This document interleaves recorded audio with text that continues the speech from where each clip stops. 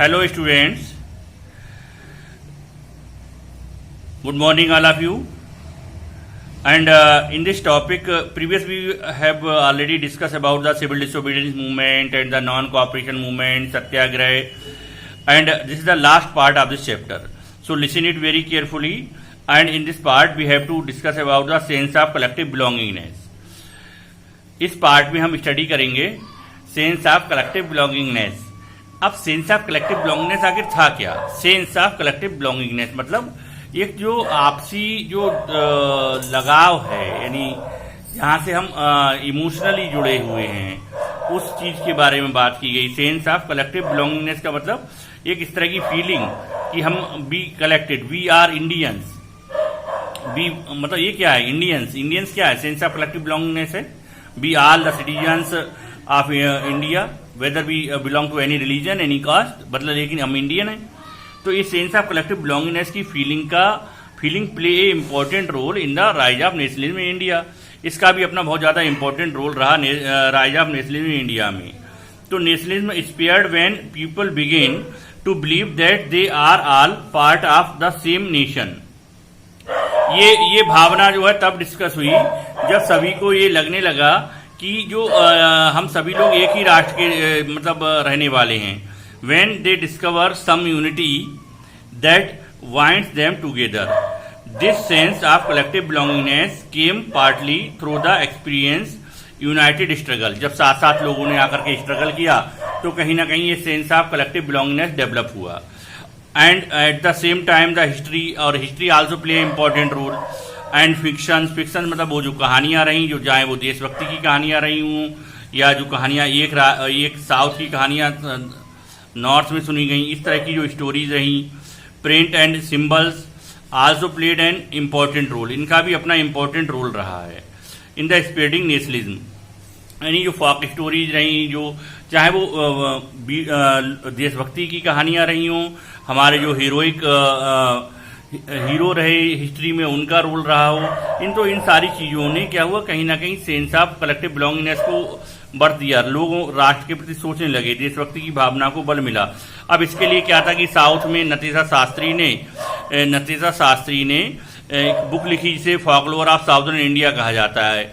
इस तरह रविन्द्रनाथ टैगोर ने भी बहुत सारा वर्क किया. उन्होंने बहुत सारे जो फोक स्टोरीज थी, जो लोक कहानियां थी, उन्हें कलेक्ट किया गया और उनको उस मौके पर बजाया जाता था या प्ले किया जाता था जब कांग्रेसी या फिर फ्रीडम फाइटर्स की जो मीटिंग हुआ करती थी, ताकि it spread the feeling of nationalism. फिर आइडेंटिफिकेशन किया, एक सिंबल दिया गया, एक पर्सोनिफाइड कर दिया गया, लगभग जैसा कि पूरी दुनिया में हो रहा था ऐसा ही इंडिया में किया गया कि पर्सोनिफाइड किया गया. The identity of India came to be visually associated with the image of Bharat Mata. Bharat माता की एक इमेज बनाई गई. तो पहली जो इमेज थी वो बनाई थी बंकिम चंद्र चटर्जी ने, लेकिन जो पॉपुलर इमेज रही वो रविन्द्रनाथ टैगोर की है. ठीक है ना. एक सिंबल बनाया गया भारत माता का. द इमेज ऑफ भारत माता एक्वायर्ड मेनी डिफरेंट फॉर्म्स, और अलग अलग फॉर्म्स में इसे देखा गया. इसके बाद नेशनल फ्लैग आया. Gandhi ji with the help of the others draw the national flag, है ना. शुरू में क्या था, एक क्रिसेंट मून था, 8 लोटस हुआ करते थे, डिफरेंट कलर थे, येलो, ग्रीन, ऑरेंज. तो ये क्या ना, ये सारी चीजें कहीं ना कहीं एक नेशनल यूनिटी के लिए जोर दे रही थी, नेशनल यूनिटी की तरफ बढ़ावा दे रही. तो ये सेंस ऑफ कलेक्टिव बिलोंगिंगनेस इस तरह से डेवलप हुआ और लोग जो थे वो देश के बारे में सोचने लगे. वो मदर इंडिया के बारे में एक कॉन्सेप्ट जो था वो उनका क्लियर हुआ और वो देशभक्ति या राष्ट्रवाद के बारे में विचार करने लगे थे. क्लियर हो गया ना. ठीक है. अब और इसमें क्या करेंगे आप, इस part very simple, go through the NCERT and read these 2-3 pages, है ना, from there. Okay. So today we just wind up this chapter and after that we start one is the chapter of political science, political parties. पढ़िएगा, बहुत interesting chapter है. अब यहाँ पर क्या है ना, कुछ इंपॉर्टेंट डेट्स दी गई हैं, इनके बारे में हम पहले डिस्कस कर चुके हैं, एक बार फिर से देख लीजिएगा.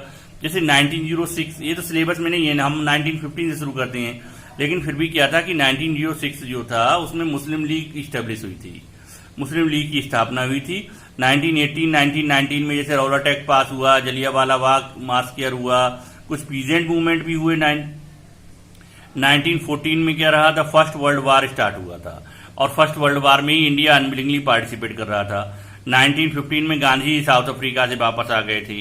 1916 में सत्याग्रह मूवमेंट रहा गांधी जी का पहला सत्याग्रह मूवमेंट गांधी जी का इंडिया में इंडिगो फार्मर्स के लिए रहा चंपारण में।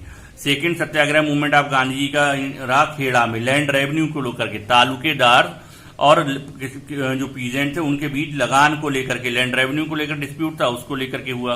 1918 में क्या था कि अहमदाबाद मिल वर्कर्स के लिए था, क्योंकि मिल वर्कर जो थे वो बोनस चाह रहे थे और इसको इसलिए जो डिस्प्यूट था वो गांधी जी ने सॉल्व किया। 1921 में नॉन कोऑपरेशन मूवमेंट शुरू किया गया और खिलाफत मूवमेंट गांधी जी के द्वारा, ताकि हिंदू और मुस्लिम साथ साथ देश की आजादी के लिए संपर्क करें। इसके बारे में ऑलरेडी एक्सप्लेन कर चुका हूं। 1922 चौरी चौरा केस हुआ, इंसिडेंट हुआ, गांधी जी ने कॉल्ड ऑफ कर लिया नॉन कोऑपरेशन मूवमेंट। अब इसमें 1927 में साइमन कमीशन अपॉइंट हुआ। क्वेश्चन आता है यहाँ से, what was Simon commission? It was a स्टेटरी commission, है ना, एक स्टेटरी कमीशन था।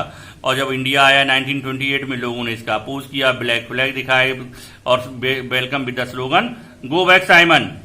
1929 में कांग्रेस लाहौर सेशन हुआ, बहुत इंपॉर्टेंट सेशन है और अक्सर यहाँ से क्वेश्चन आ जाते हैं, ध्यान से पढ़िएगा सारी चीजें। These are the major dates, okay.